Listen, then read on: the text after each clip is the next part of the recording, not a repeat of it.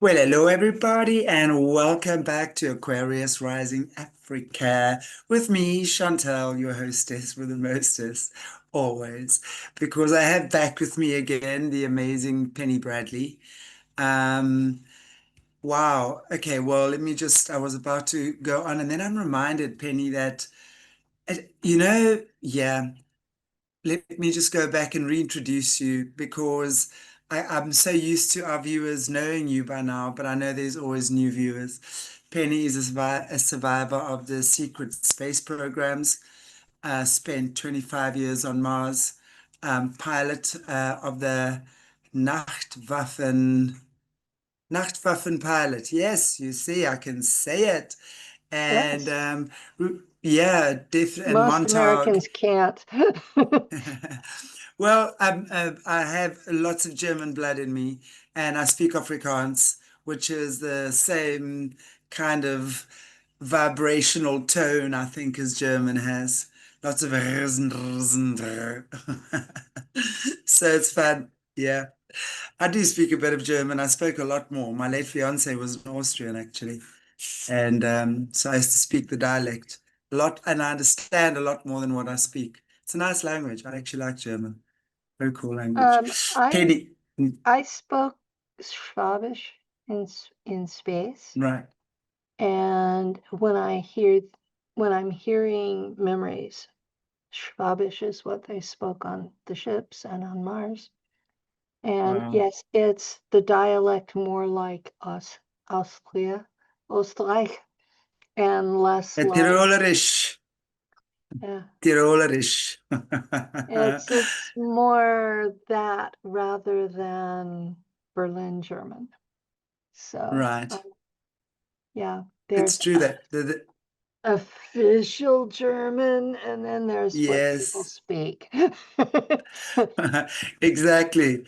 It's like there's, Afrikaans as well. I think about South Africa because Afrikaans obviously was main language for a long time. Hmm. And it's a derivative of German and Dutch, right? And a bit of Hmm. English and everything as well. So when you study it as a language at school, and we all had to study Afrikaans, but you could either do it higher grade or lower grade. I did higher grade, and that's really like Dutch. I mean, you learning High Dutch, but of course, when you speak it, not at all. Very, very funny language to speak because it's very expressive. It's actually lovely. I love speaking it. But anyway, um, I love hearing German speakers. To me, it's very soft and emotional, and I hear mm, Americans especially saying it's an ugly language, and I'm like, have you ever actually listened to it? no, it's a lovely language. I love it. It's a very nice language. But Very nice. Americans tend to fantasize about French rather than German. And Mhm. if you have a romance language, it's French. And it's funny because a quarter of our population is of German descent, and Wow. it's it's the largest single ethnicity in our country. There, and that's Wow. that's that shocks a lot of people. Hmm. They I didn't they know that assume actually. Yeah. they assume that our biggest group is English, but it's not at this point. It's German. Wow. So, That's amazing actually. and most Americans don't know it either. It's one of those things that you just run across these factoids, and since I'm on the spectrum, my brain picks them up like a sponge. But we're going to talk about Mars, and we're going to talk about. I've collected a lot of NASA photos that NASA keeps trying to explain them away, but they're obvious life forms, or they are statuary of life forms. So Right. these are all from Mars rovers or the Mars orbiters. And so we have, at this point, I think it's close to 20 years of photographs coming back from Mars. And some of them are just absolutely amazing and could not be anything other than life forms. And to hear, oh, well, that's a crystalline structure. Uh-huh. The size of a Hmm. tree. So, yeah. Right. Right. Um, okay. In developmental time, I was 9 years old when I went to Mars. And the Germans did not want to deal with children. They did not want to deal with uneducated children because I had spent the last 5 years being mind fractured, not educated. So I came to Mars, could not speak German at that point, could not read or write in any language, could not do basic math, could not do any of the things required to be useful. And where the Americans have the idea that your soldiers are supposed to simply follow orders, the Germans wanted people who could think on their feet, more like traditional warriors rather than ciphers being sent out, cannon fodder. So they, to their credit, they put my entire 20 something of us into Shula with their own kids on the colony. They spent, your mic's off. Sorry. I just was gonna confirm Shula, but that's Yeah, school. Shula. So yeah. That's school. In English, that's school. Shula is, I use the term from the German because to me, Shula was Mars, school is California. Now, as an adult with activated memories, and I remember what I was taught in Shula, and I remember what I was taught in school, and I have done research online to figure out which one was most objectively truthful. Propaganda values. Right. California schools in the 1960s and early 70s had a propaganda value of about 80%. 80% of what I was taught was bullshit. In terms of what though? What part of the History in particular. They are rewriting history. Okay. Then, whenever I checked on what I was taught about history in Shula, it was exactly the other way around, 80% truthful. And that by itself made me look at things a whole lot differently. I started trusting more what I was taught in Shula because what the things that I investigated, they were more truthful. Yeah, they still had their 20% patriotism, but right? they weren't creating a world of idiots. And Exactly. and America is. And I say that as an American. It frightens me how little truthful information is being taught in our school system. They also Exactly. they also stopped teaching the trivium in America. Unless you go to a private school, then you can still be taught. Okay. I know this is a side thing. The trivium is important, and it's one of those things that I work in when I can. It is the traditional way the elites have taught their children for thousands of years.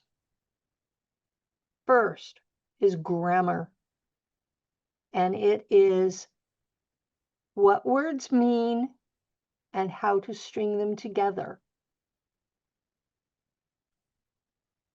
The second is rhetoric. The rhetoric is how you tell what is propaganda and how you are able to convince other people of your own ideas. This turns you from being a victim into being a power broker.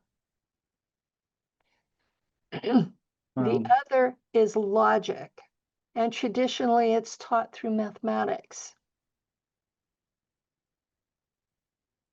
Logic is the foundation for everything computer. And now that we are being infiltrated by artificial intelligence, it's going to be one of the most important skills out there. And the public schools in the United States are no longer teaching any of that. They are teaching for tests, and they don't care if the child Hmm. understands or not. As long as You, you pass. as long as the school passes, individual kids Hmm. don't have to. And they are getting to the point where I saw a report yesterday where the entire metropolitan area of Chicago, Illinois, we're talking over 1 million people, did not have a single student excel in mathematics. Wow. We're talking even being good at grade level, not a single student in all of Chicago. That scared me for our future. I mean, these are the people that are going to be running the computers. These are the people that are going to be controlling the nuclear weapons, and they can't think.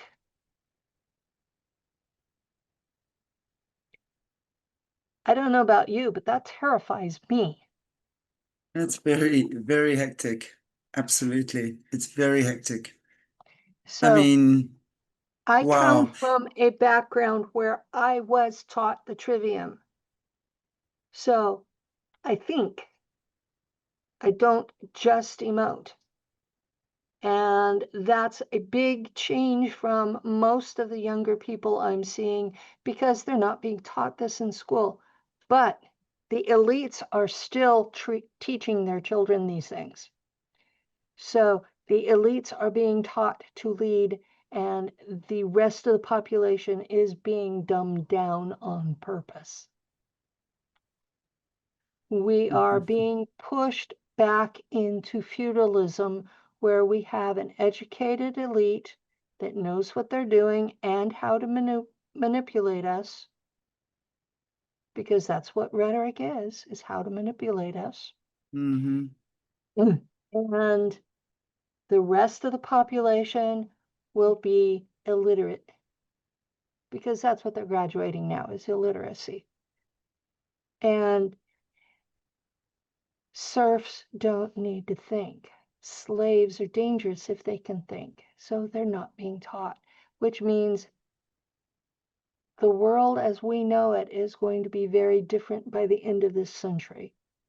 Now, I'm 70 years old. I'm probably not going to see the end of this century. But I have grandchildren, and they will. So, yes, people, I have skin in the game. So, now, we have all been lied to about Mars.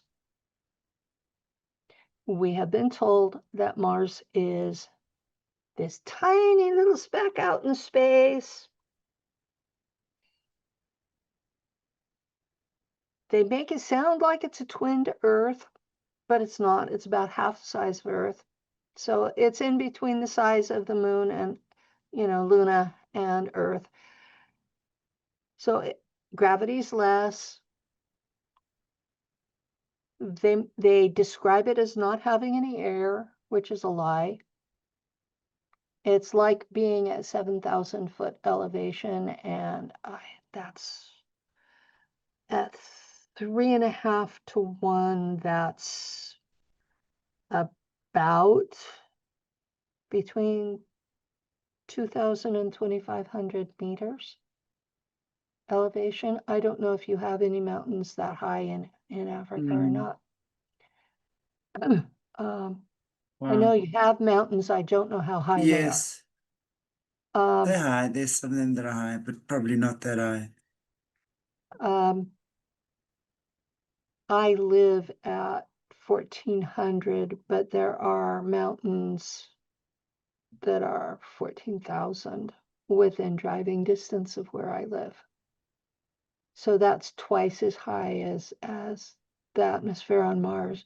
And yeah, if you're at that elevation, it's hard to breathe. You can survive, you can live. It's not like you're going to keel over dead, but if you want to do exercise, you're going to find yourself huffing and puffing and gasping for breath. So we use oxygen tanks.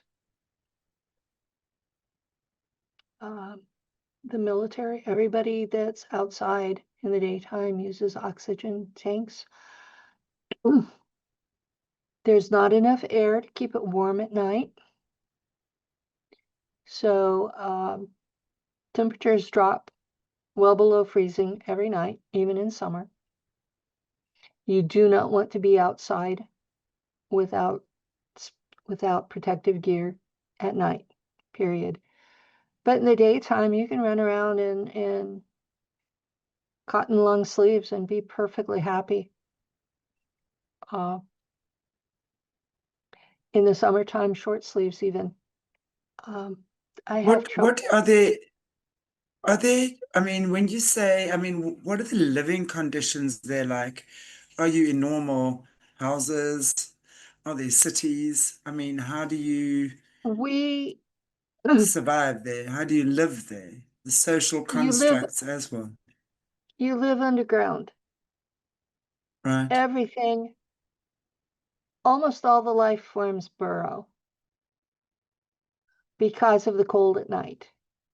Oh, there are even birds that burrow and they come out at dusk, and it's like, you know what a murmuration is, where they're flying together.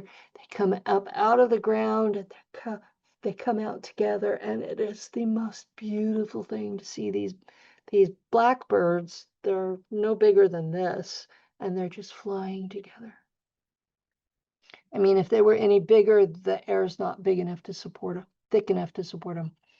But yeah, they come out of the ground, and they have feathers. They look like birds, but they burrow, so they're shaped different a little bit. Um,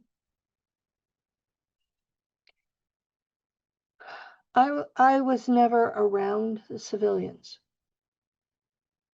Okay, I was always kept military because I had already had my psionic abilities weaponized before I came to Mars.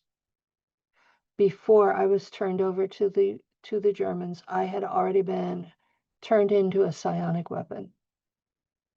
And that comes up later in my story, where I used those abilities against a commanding officer that was abusive.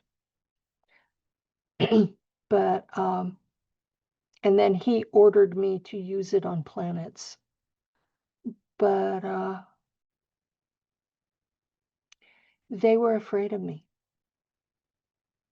So I came to this place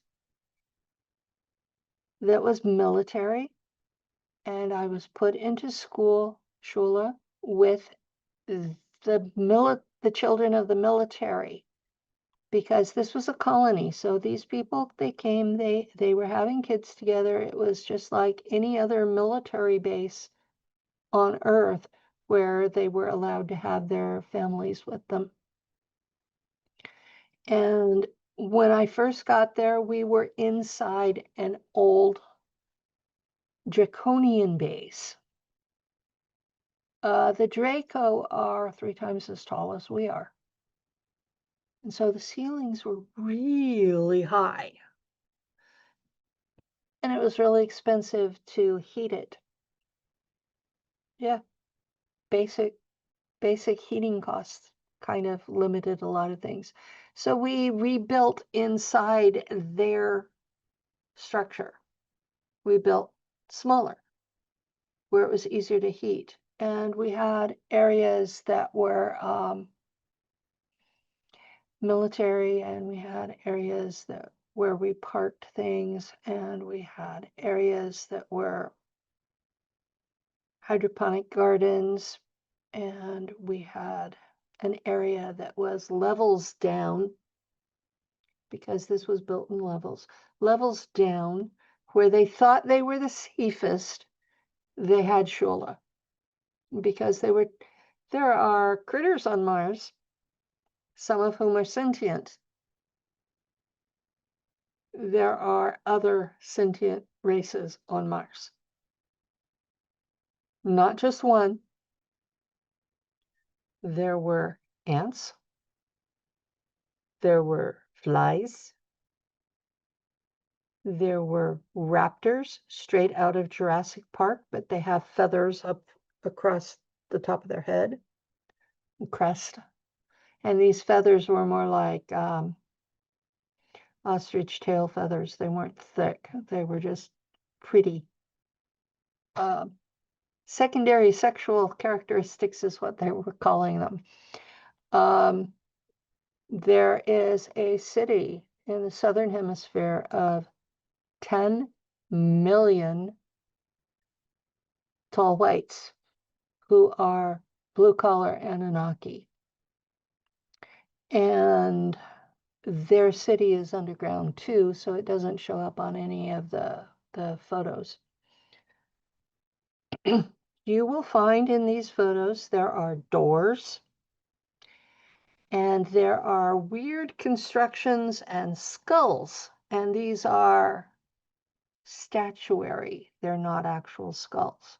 You'll find heads, skulls on top of something that looks like a doorway. That's what the Mars native humans use over the doorway to their settlements. So that if you're trapped outside and there's a sandstorm coming, you know where to go. And they don't accept Terrans, Earth humans, because when the Terrans got there, they started raping the native humans, women. And it was really, really, couldn't hear you. Your mic's off. Terrans, what is that? In space, Earth is called Terra. Right. Okay, so humans. Earth humans. There Right. are other humans out there. But not Earth humans. Okay, I'm with you. Earth humans have a culture that's dangerous to everybody else. But we are not the only humans out there. In fact, the native Mars humans, their DNA is ours. Right. So So what are that the native, so when we're looking at the native Mars humans, and I'm just interested because what you've said now is their DNA is ours makes sense to me.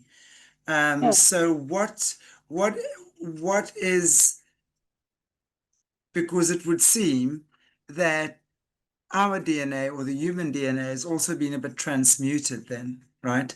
So what is the Mars human DNA like?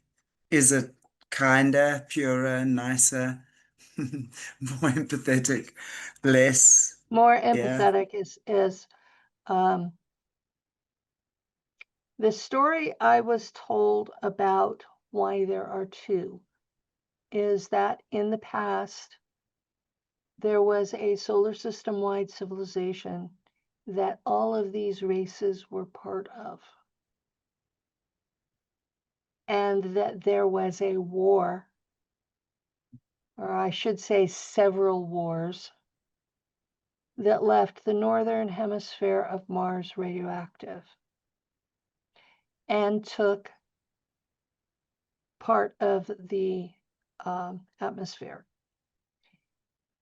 There was a time that Mars was a smaller twin to Earth, you know. But this war started that, and then there was another episode where I'll just blurt it out. Venus has not always been in our solar system. During one of the Nibiru crossings, it was kicked out from the Jupiter area and ended up in the orbit it is now, but it went through a lot of moving around and causing problems in the meantime. And when it got too close to Mars, there was an electric charge between them. And I'm not talking about static electricity. I'm talking about static electricity to the point that it was like using an arc welder. Oh. And it left that big scar, the Valles Marineris. I'm probably saying that wrong. That big jagged scar Mm. across the face of Mars that is, I don't, it's probably as wide as the bottom part of Africa. It's huge. It's just absolutely huge. And I know it's as big as the continental United States is wide. So I'm thinking they're close to the same size. Um, but you can tell by the scalloping on the edge of the valve that it was caused by arc welding. Also, the arc welding Right. pulled the iron out of the dirt. And so you have these they range from this big to about this big, and they're just iron balls. And they show up in photographs from Mars, and they're calling them blueberries because they show up with a blue tone. They're iron. And the arc welding pulled that out of the dirt. So if you wanted to mine iron, all you'd have to do is just scoop it off the surface. Seriously, Wow. it's that thick in places. But this was because Nibiru is real. The plane of most of the planets is like this. Pluto is like this off a little bit, and it goes backwards to the rest. Nibiru is like that, Right. and it crosses between Mars and Jupiter, Right. I'm with you. and it creates all kinds of hell every time it does. Yeah. Yeah. Thankfully, it's only once every 3,600 years. But every time it does, it creates all kinds of hell. And it goes all the way into what we call the Kuiper Belt. Um, do I need to share photos of the drawing of the Okay. Kuiper? Yeah, Would you okay. like to? Yeah, you're welcome Yeah, to let share me whatever you. let me pull up. Okay.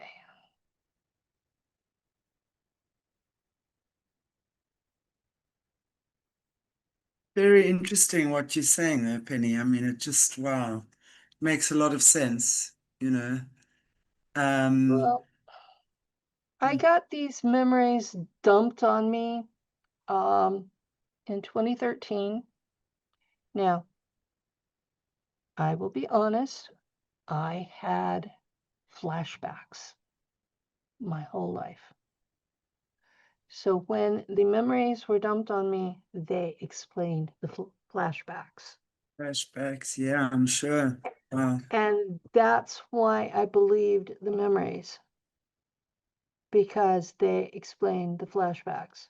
Now, most of Right, the flashbacks absolutely. were from Langley, but there were others that could not possibly happen on Earth. So this,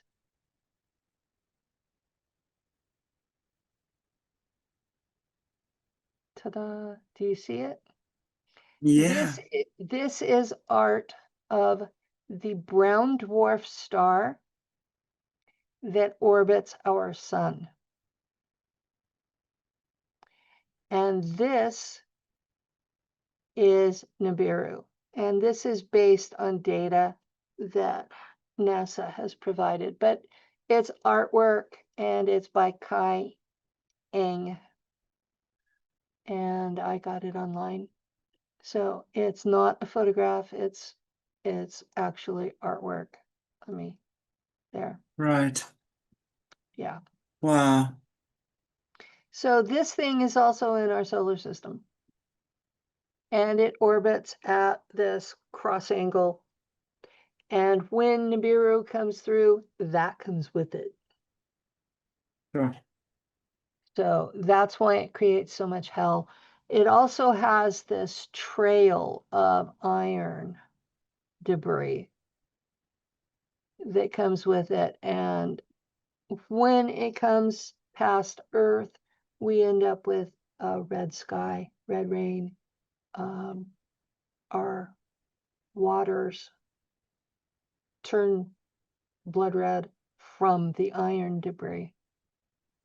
So stop share. Find the That's name. amazing. It's incredible. Um,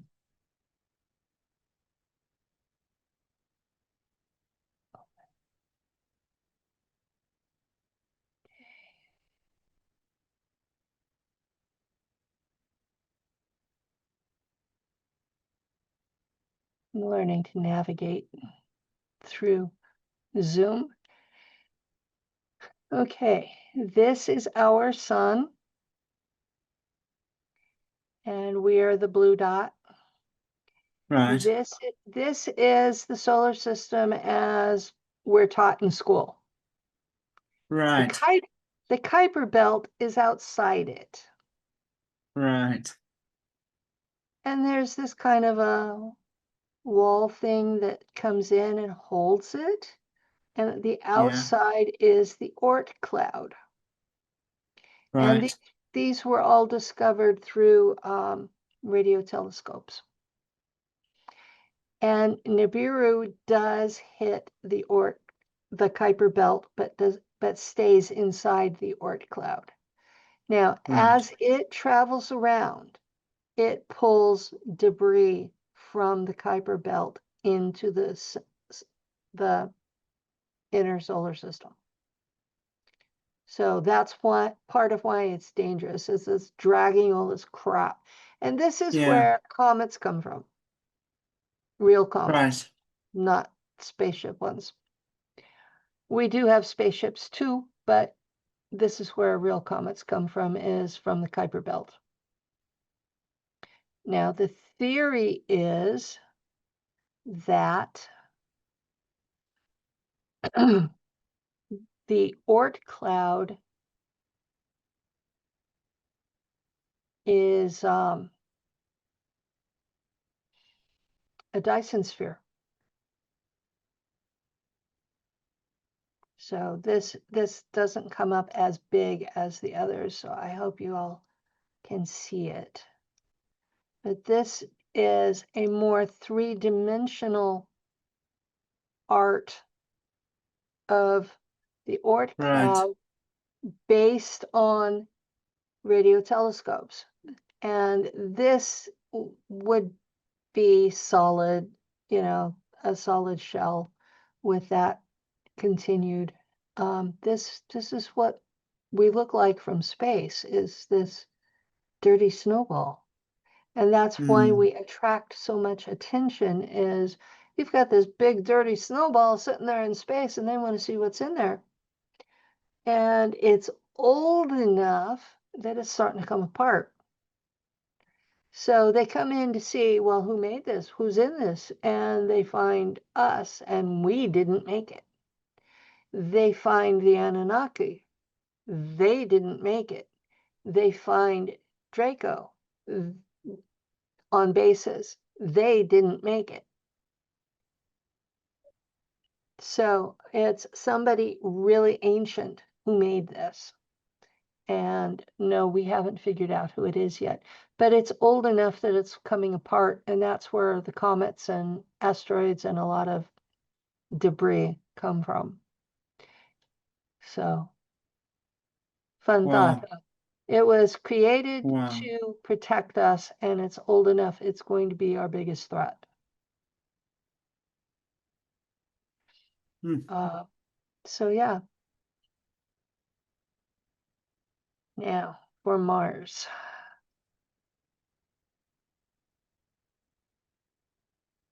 Okay. Is there anything else you're going to show picture like?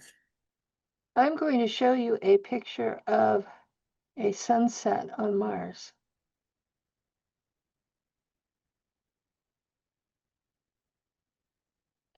Yeah.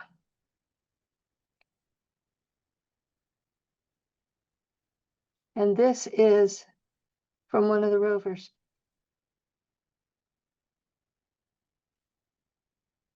Wow. That's the size the sun is on from Mars.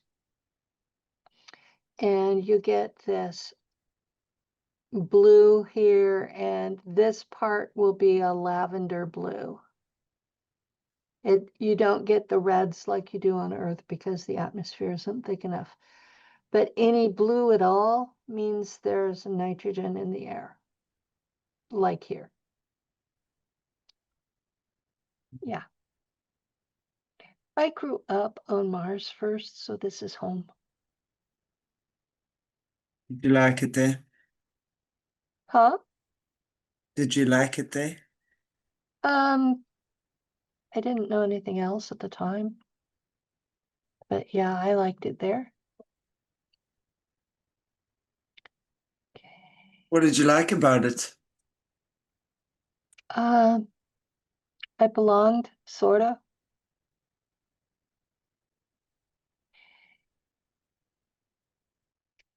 There's enough air that there's weather.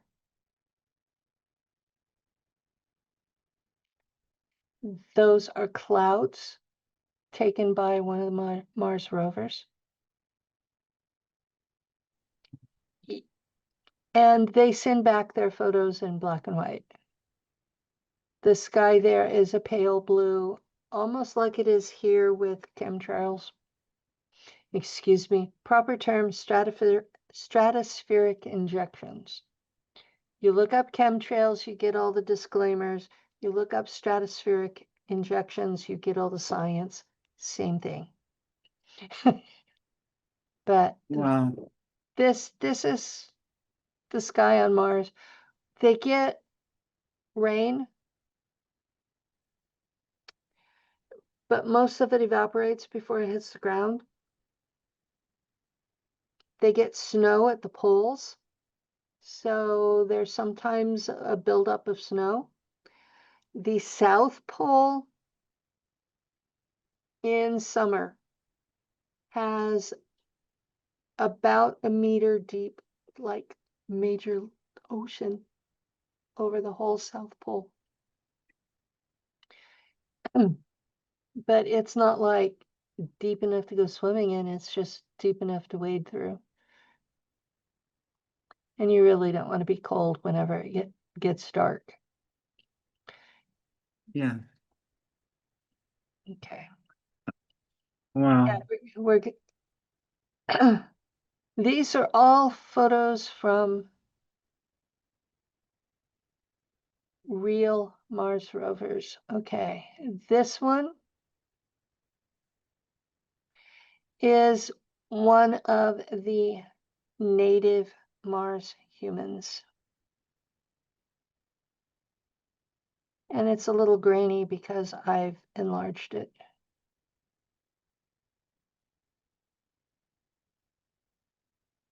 Here's the original, and here's an enlargement.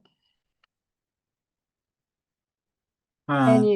you can see the artifacts from enlarging it. Wow. But like I said, they go breast open, and they wear a skirt and a shawl. And they're, it's warm enough in the daytime for them to go around dressed like that outside. Right. So So they look pretty human. They look like we do. they're a little Like, taller than we are, and they have larger lungs because they need to hmm, get enough air. But yeah, they're pretty much us. Um, they tend to have medium brown skin and dark brown hair, and their facial features don't show in this, but I remember them looking Apache. That's one of the native tribes in the New Mexico area of the United States. Well, New Mexico and Old Mexico. Uh, so that would be another country. The that's tribes interesting. overlapped countries. So, but yeah, they look like Apache to me.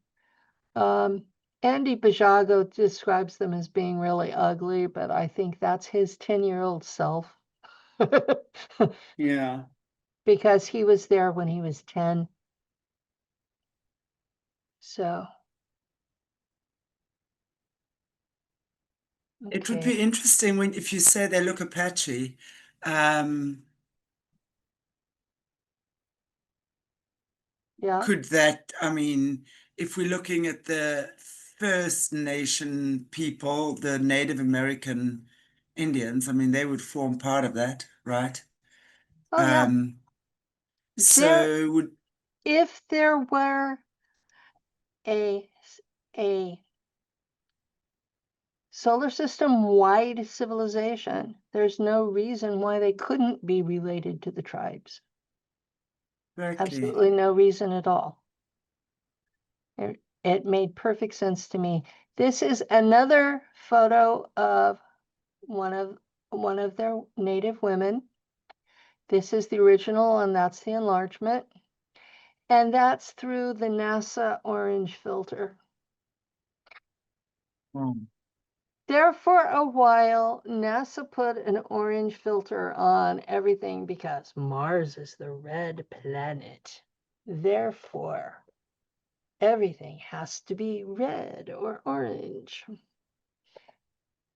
Not so. When you take the filter off, it looks just like here. Wow. The So are these original, pictures from NASA? Are these NASA pictures? yes, these are all NASA pictures. But you concurring that this exists. It's Yeah, not like them spinning us a story. That's very cool, actually. Wow. She looks quite big. I they're, mean, well, it's hard to tell scale from the rocks. Some of the rocks are bigger than others. It's also hard to tell what's sand and what's water because things like this through here can be rivers whenever it's wet season. So, yeah, they hide the water too.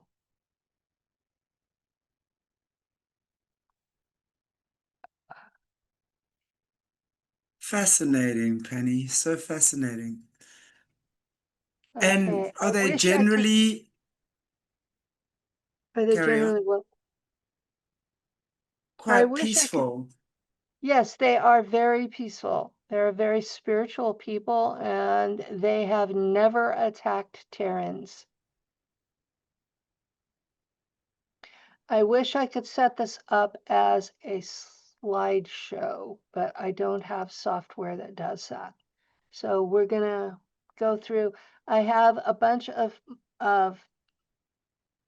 NASA photos from orbiters that have trees.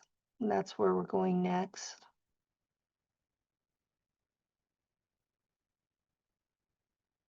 I mean, those are trees from the top. I mean, obviously trees. NASA is now trying to say that these are clusters of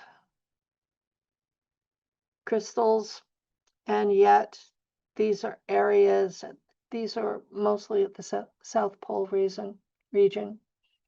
The Mars location is here, 296.07 west longitude and 80.96 south, which means this is South Pole. So these, yeah. And this was, okay, the website. It's big enough I can read it here. www.marsanomalyresearch.com. So no, I haven't come up with any of these. These are things that are online and they came from NASA. NASA JPL MSS. So, and they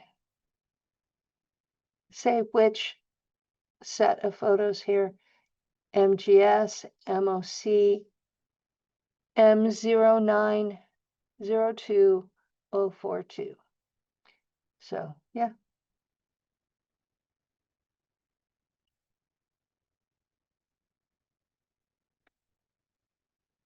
Absolutely wild. I mean, who would have thought, you know, look, for a normie like me, Penny, you got to understand that this is like, what are you talking about? Trees on Mars.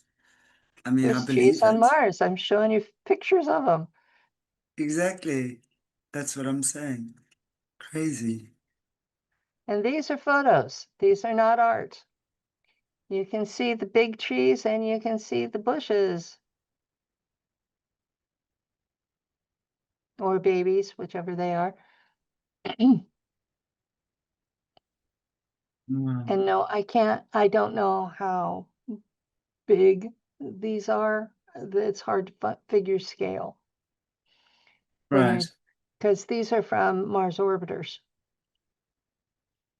Yeah, you've got one big tree here and a big tree there and several little smaller ones. Yeah, trees.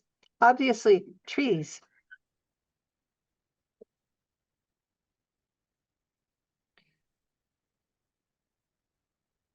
Okay.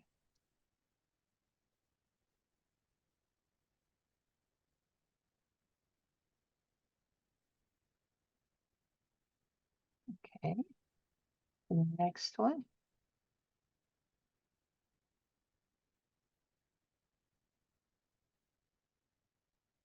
More of the same kind. Same general area. Just, you know, lots of trees. And then there's little ones. Hmm. So, when they post those online where you can find them, and then they tell you, but there's no life there, you go, uh-huh, all right. I think they're delusional. What do you think Elon Musk's whole Mars obsession is from your perspective? From my perspective, Elon may or not have been told the truth, but Elon Musk knows this is a higher level from space, larger photo area. You can see the water. You can see the forests. Mm. I'm not sure Elon has been told the whole truth. Elon thinks that he's going to an empty planet and that he's going to send robots and that he's going to set up an above ground habitation and that he's going to send a bunch of rich people and leave them there. That's what he thinks he's going to do. However, I know for a fact if he doesn't have permission from Mars Defense Force, the American one, or Malsische Heimschild, they're going to shoot him down because they're not fond of people showing up without permission. And the two groups do work together for that. But do you not think he would have, obviously having the resources and also most certainly being part of the system, do you not think he would know that? Do you not think he would have gone there himself at some point? Um, or, I mean, I'm amazed that he can go to I the lengths think that it is. I think there are levels of Right, information given out, and Elon Musk is part of he's not the NASA level, he's the level above, but he doesn't know about the one above him. right, He's too open with what he's talking about. right. Another shot of that lake. And again, these are still in the South Pole region. Yeah, water lakes, forest. I mean, dense forest. We're not talking about a little place. We're talking about dense forest at the South Pole.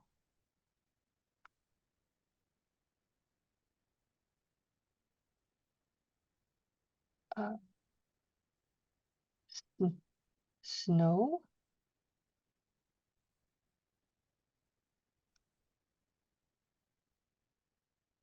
And yeah, most of these come as black and white photos. So this one even says right on it that it's Mars from NASA. Forest, snow, real snow. Image NASA USGS Google Earth. Actually, it's Google Mars, but it is what it is. And yes, there's a Google Mars, but this came from NASA. And you can Mm. see the trees through the snow. But there's no water on Mars, is there? What type of, when you were talking about yourself obviously living there, what type of, and quite a few people that I've heard have spoken about having experiences on Mars as well. What type of experimentation are they doing there on humans like yourself? Is it like the MK Ultra type project as well that they're doing there? And if so, who is doing it? Is it the humans? Who is doing it? Is it the Draco, the Anunnaki? Who is doing it over there? Most of the experimentation that I was privy to had to do with converting human beings into cyborgs. Some of these human beings were clones. Some of these human beings were refugees from Earth who had been abducted. Um, Michael Herrera recently came public through Dr. Greer's work. And he talked about being in a jungle and seeing a ship taking people in pods. Uh, and it was a spaceship. People are being harvested from Earth, refugees, homeless, people who have survived disasters, um, people who are running from wars. There are thousands of children every year who are sent to Europe or the United States without their parents, and these children are just flat disappearing off the face of the earth. Well, yeah, they're being sent to Mars or Pluto, and they're being turned into cyborgs for sale to extraterrestrials as slave labor in exchange for ever more advanced technologies. Now, there's galactic laws. They're not allowed to give us technologies. So what we're doing is we're literally trading our fellow human beings for what the galaxy considers to be toys.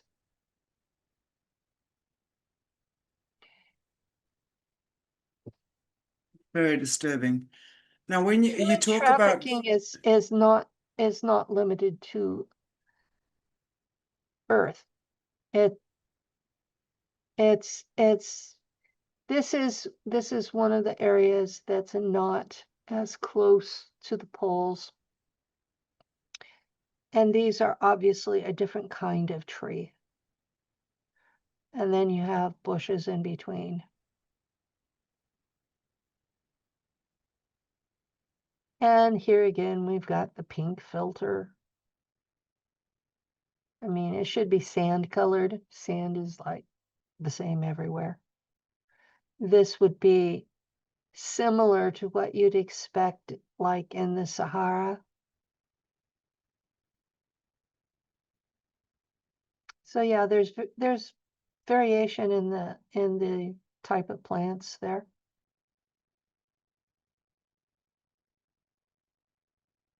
I just want to ask you again about this, go back to the cyborg creation, and you talk about Mars and Pluto as well. I'd be interested to know what happens on Pluto, um, because Okay. astrologically, that would be the planet that Scorpio, actually, and it's all about digging deep. And it's kind of like, Pluto has the largest cyborg factory in the solar system. okay, define and describe cyborg factory. Cyborg factory takes human beings and extracts the part of the brain that holds the pineal gland. And they've got it down to where it's about the size of a walnut. And they insert that into a container in the robot. And it has a guaranteed lifespan of 600 years. So this person's soul is trapped in this machine for at least 600 years, and it's kept alive with electric current rather than food. So I have an altar that's one of those. She flies a shuttle between the moon and Mars. That's all she does, 24/7, 7 days a week, 365 days a year. That's all she does. She's expected to last for 600 years, and she has absolutely pure animal awareness.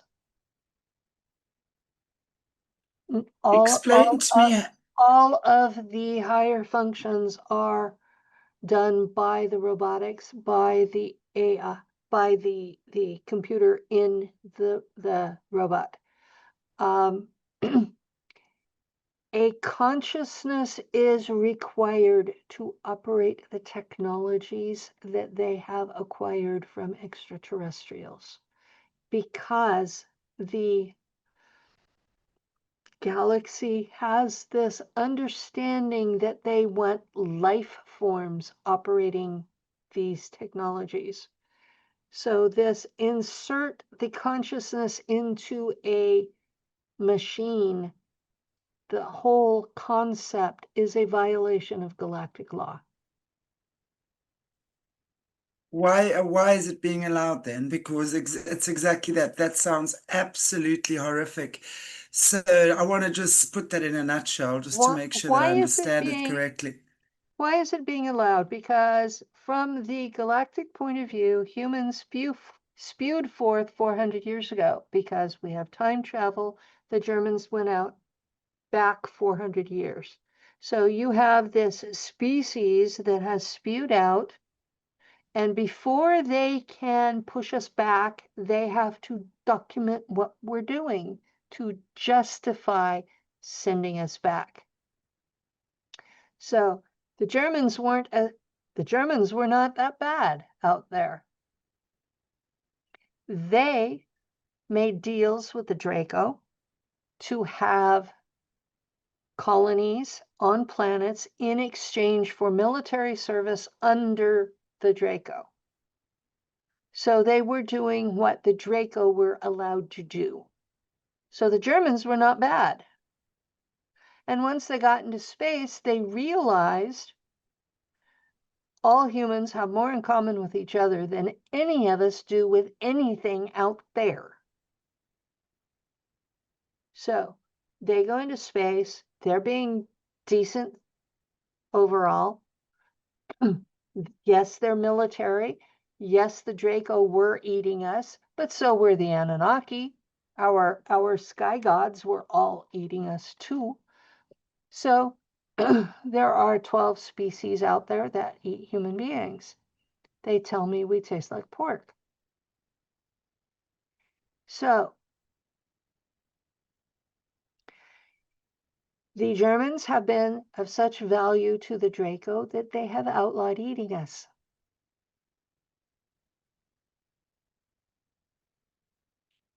That's something people don't understand. You know what But why are they they still eating us then?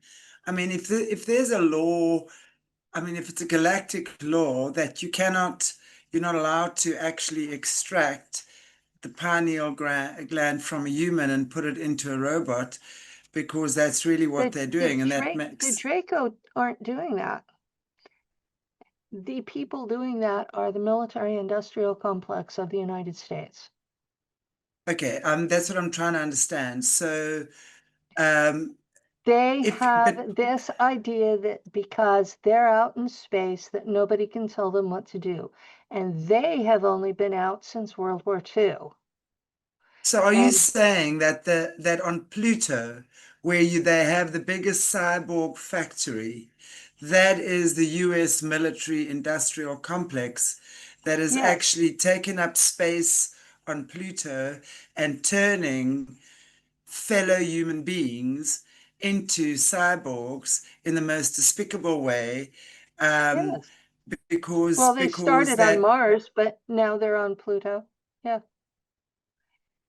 Every um, planet and large moon in this solar system has a base.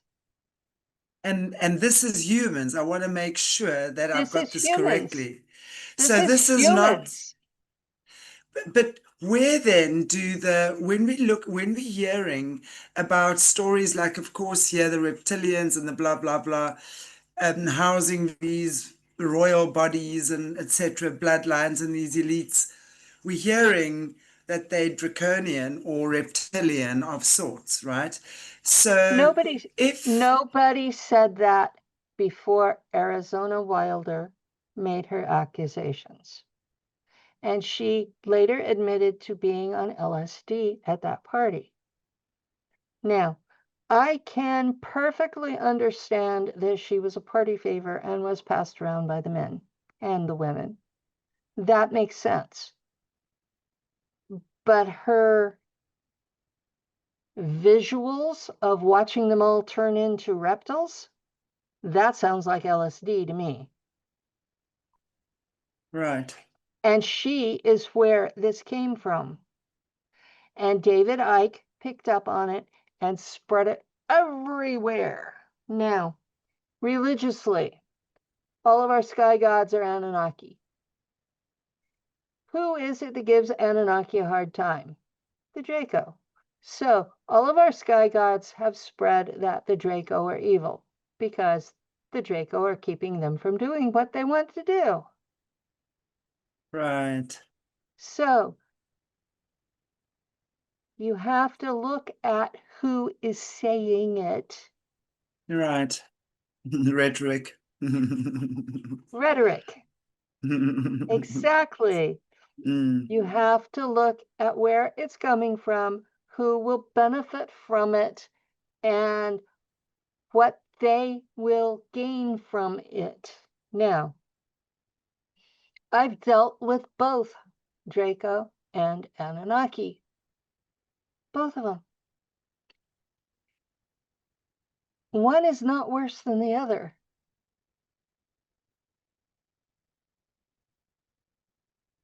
So Now, if the Anunnaki are eating us, what are the Draco doing? I mean, if you're saying they're kind they of were doing the same things right, until the Germans proved the their worth as a Germans, military. right, until And the so Germans made now, them stop. until the Germans proved we were worth more than a dinner.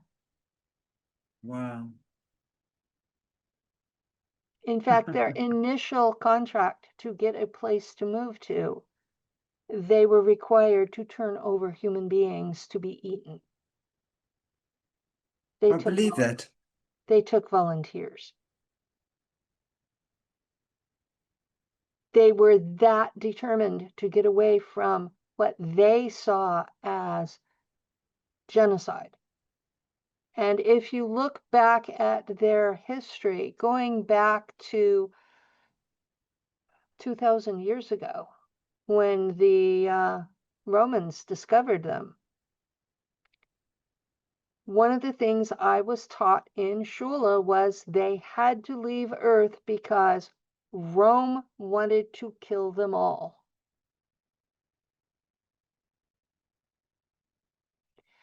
And that's one of the things I'm talking about in my book.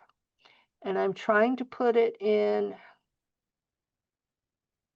reality. I'm trying to make sure it's not racist or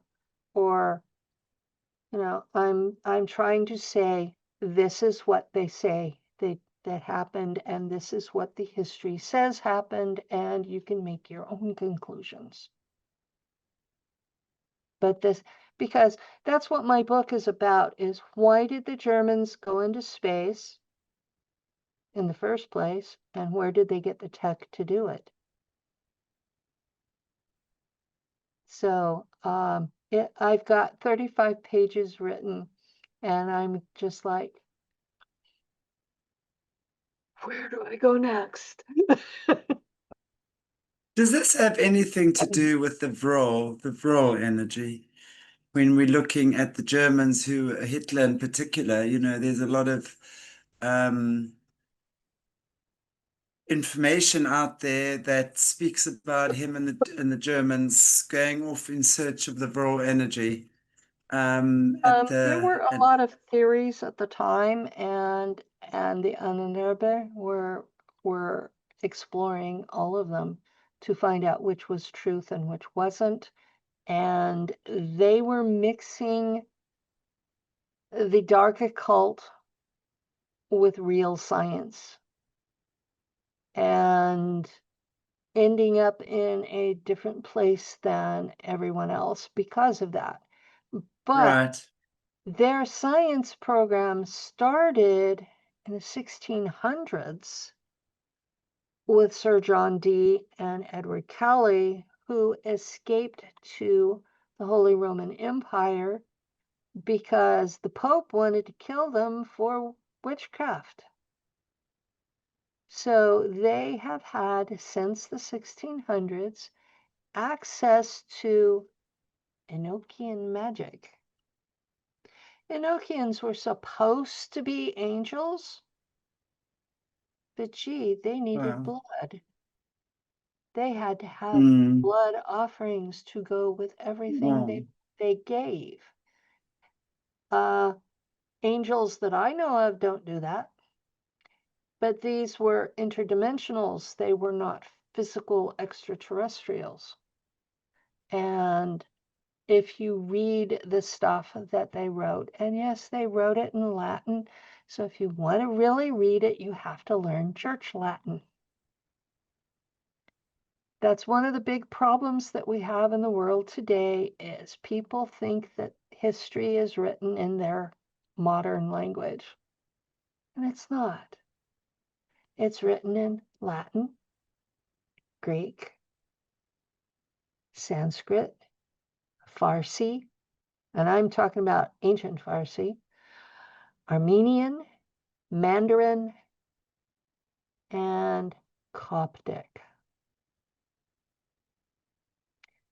Real history is written in those languages. It's not written in English. It's not written in modern German. It's not written in Afrikaans. Yeah. And people want to, Thanks for that anecdote. I mean, come on, really? Seriously.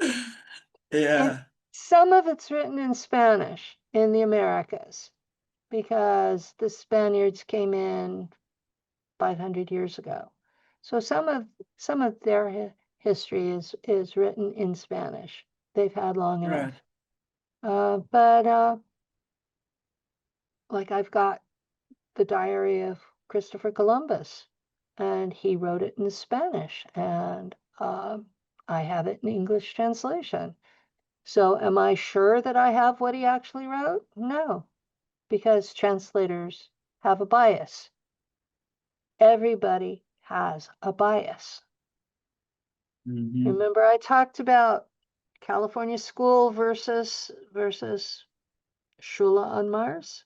That I had to research to find out which one was telling the most objective truth. Right. You have to do that with everything. Even if you're reading Homer and you're reading it in Greek, you Sure. still have you Exactly. still have to understand he was telling a story for a reason. And he was talking to the grandchildren of the people in his story. So, of course, he's going to make their grandpa sound like the best person who ever walked the earth. Now, does Exactly. that mean that the actual history in it is wrong? Or just that it may be puffed up in spots? Exactly. So it's a matter of perspective. So you You always have, have to get, yeah, yeah, it's a you matter, always have to do that. Now, one of the mm, things I've been a little rough on the other people in SSP disclosure of late because when I got my memories back, I did a lot of work to get past cover memories. And I did a lot of work to research what I was remembering because it was all in Schwabish. It wasn't in English. And because it was memory activation instead of alter activation, I, Penny, here and now, I don't speak Schwabish very well. For one thing, I can't remember noun genders, so that means I screw up a whole lot of stuff. I mean, you know that from Afrikaans. You have to have noun yeah, genders right. And I screw that up right. every time because English doesn't have them. And so I I was getting my memories have sound and taste and feels and you know smells and I feel all the stuff that's there.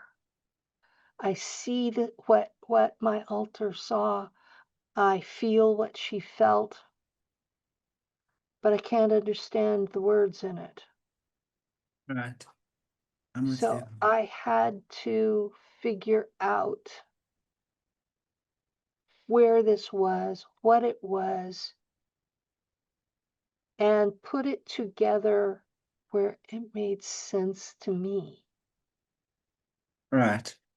And I'm seeing a Mm. lot of people that don't have any memories at all. They just know they were part of something because they're getting flashbacks. And Right. I don't doubt they were getting flashbacks. I don't doubt they were part of something. But they're paying a psychic to tell them what they did. Oh my And then God. and then they are so hungry for attention, they're going public with that. Oh Well, dear. if we're gonna be listening to the psychics, we might as well have the psychics on instead of the people, right? Exactly. So Exactly. I've been telling people if you don't remember for your own self, why are you public? Then it's not yours. Yeah, it's not yours. Um, and I don't want to be rude about it, but they're muddying the water for those of us who do Totally. remember.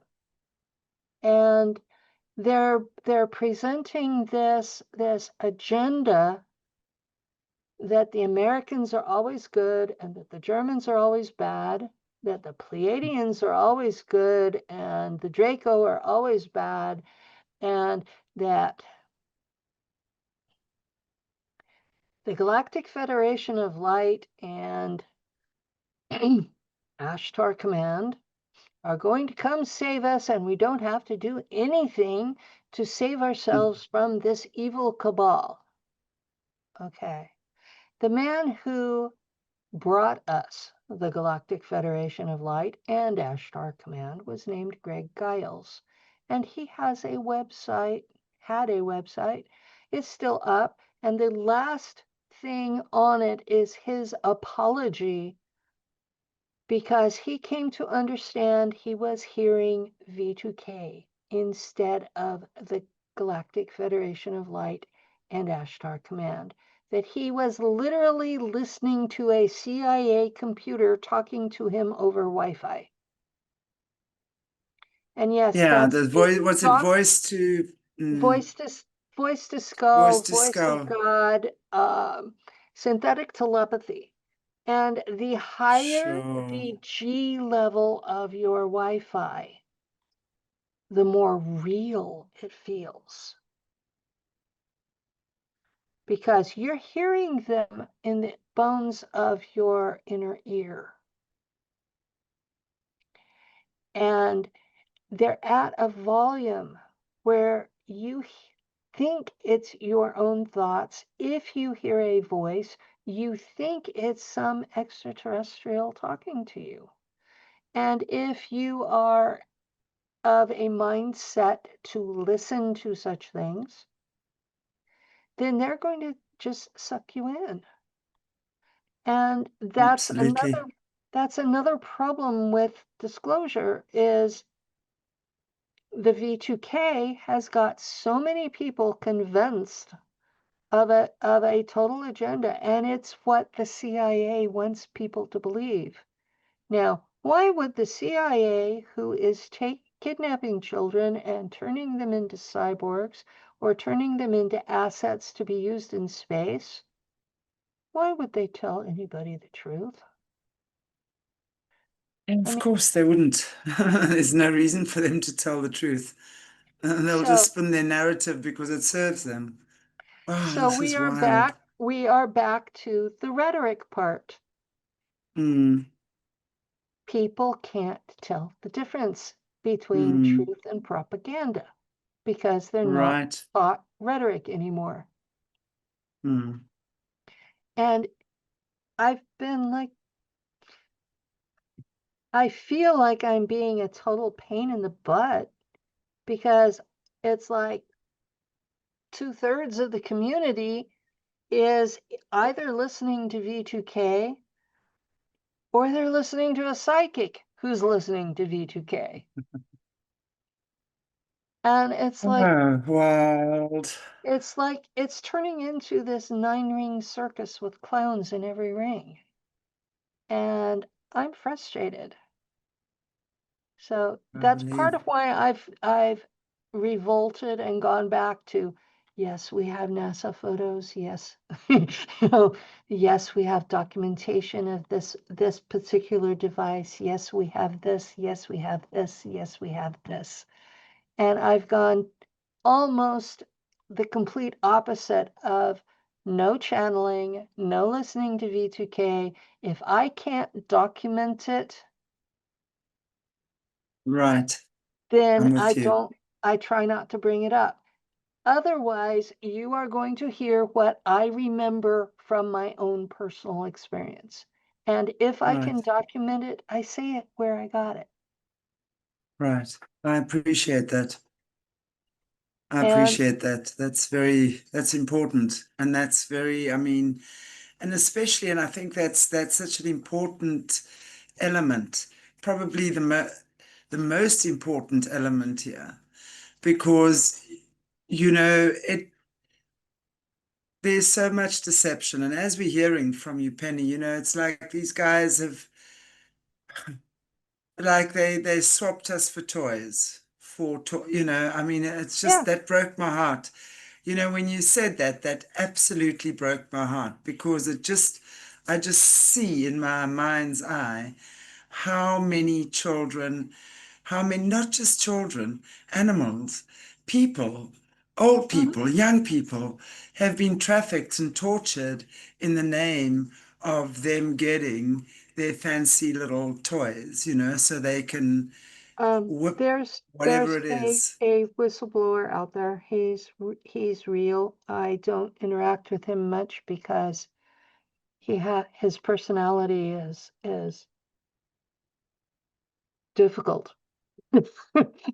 But Tomas Alvin had memories of being service on a ship in a 60 and back, and that there were dogs that were inserted into robot bodies as companions for assets on long duty. So yes, you're right. It is happening to animals too. I mean, we've spoken in the past about these guerrilla armies as well, and that mass mind Mm. control when it comes to it's just on another level, you know. If you want to see something that will scare the pants off you, there is a program called N3. And I did a presentation on it in Tampa Bay, Florida in July of 2024. And it was newly declassified then. N3 is N with a cubic sign, but they pronounce it N3. And it is next generation, non surgical neurotechnology. And Well, that's what they inject chemicals into your brain, and then they control your thoughts with light. And I believe that. they're using this on American soldiers, and they've been using it long enough that they've now declassified it.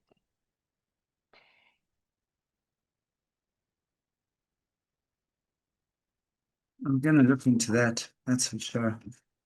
Yeah. We can chat about that the That next that time.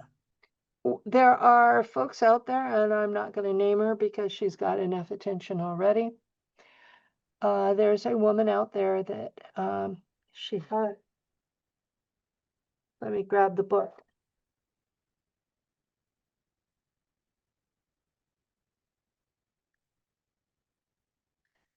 Human Interaction, Emerging Technologies and Future Systems 5. I read it because it's going to be backwards on my screen. This is $350 new. I was lucky I got it for half that. It's from a conference on human human technology and AI. She's got a copy of this book, and she's been going through it, and she doesn't understand what she's reading, and she's jumped to a lot of conclusions, about a third of which are pretty close. And people keep putting her in my face. I have the book. I've been reading it. She's not understanding what it's saying. And she's going off with total paranoia. This book does not justify what she talks about. But there are real technologies that are very close, some of which are declassified by the American military, which means they've been replaced by something worse. If I was going they, to say, yeah, if they've declassified it, it's replaced with something worse. mm, So exactly. N3 was what I reported on. And it was because I'd been under attack for the last 2 years. I basically did screenshots from military websites and put the URL at the bottom of the screen. And none of that information ended up on the recording, so I'm having to figure out how to reproduce the screen, the screen of the PowerPoint beside the picture of me talking about it. And I'm looking at this going. So I used to be a computer geek. I'm now a dinosaur trying to figure out how to keep up. But Oh, yeah. I'm 70 and things do lapse over time. So Well, yeah, I admit to being human, sort of humanish. well, you're pretty human to me. Whether Thank you're you. a Terra human or a Mars human, you're a damn fine human. Well, thank you. What I'm Uh, trying to do is, with all of my testimony, is two things. One, so embarrass the American government that they have to stop kidnapping children for these programs. Secondly, warn the public the real technology that really exists. Now, I've been public for 9 years now. It was 9 years the end of September. Things I talked about in that first 2 years I was public have almost all been declassified in early stages mm, since then. wow. Not before me, since me. Yeah. So I spoke about them before they were made public. And we said at the beginning, the group of people that I was working with, we said what they're going to do is they're going to release early stages of what we talk about and make everybody think that it's brand new research when it's 50 years old or older. I was going to say probably more than 50 years old, Well, right? I know Uh, they're claiming that anti-grav engines were available in 1951, and I know for a fact anti-grav engines were available in the 1850s. yeah. So like a In century before.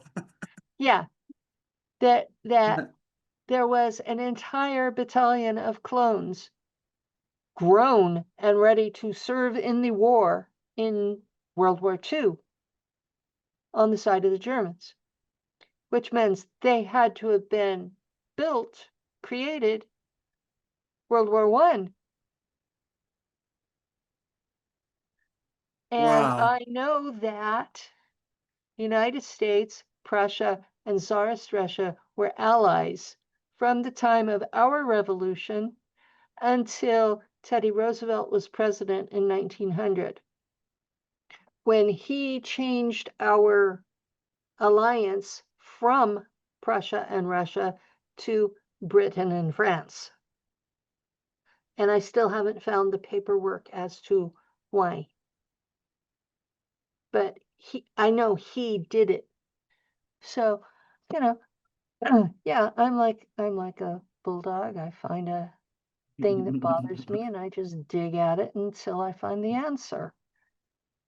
And yeah, there are some things in our history that you can find the answers. It's just they're not going to be what you want. And yeah, it's probably hiding from you in plain sight, and you need to actually do some fancy footwork to get it for sure. They may have classified that one. I may not be Mm. able to get that one, but a lot of things are classified, including my entire history with the agencies. And Mm. go ahead. No, I just wanted to say, I mean, I understand that with your, obviously, all your records being filed and I mean, classified and sealed, no doubt. I appreciate what you sharing with us. I really do.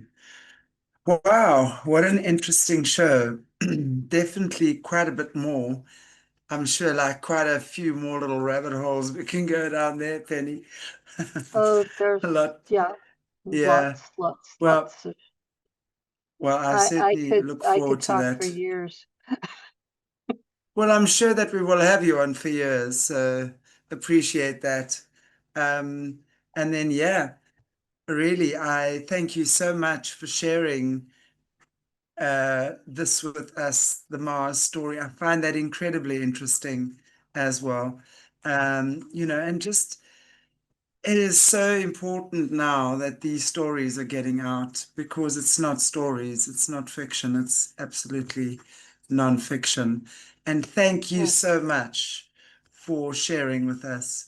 Is there anything that you maybe just want to close off on? And yeah, I know your details and everything are in the description area, but if there's anything you just want to run by our viewers. There are a lot of anomaly sites on social media. Some are the moon and some are Mars. And you really need to take a look at these because they prove that both the moon and Mars have a history that you're not being told about. And the Mhm. evidence is there. I'd love to actually maybe next time we chat go into the moon as well. We could I have look no into the moon. memories of being on the moon. So Right. I tend to avoid it for that reason. I try to stay Okay. with what I have memories of. But we can talk about some of the adventures of Leutnant Valkyrien, who was my alter there. Once I graduated from Shula, they put me into well, it was a plasma engine, but it was like a jet fighter, and sent me on duties. And there was a war on Mars at the time.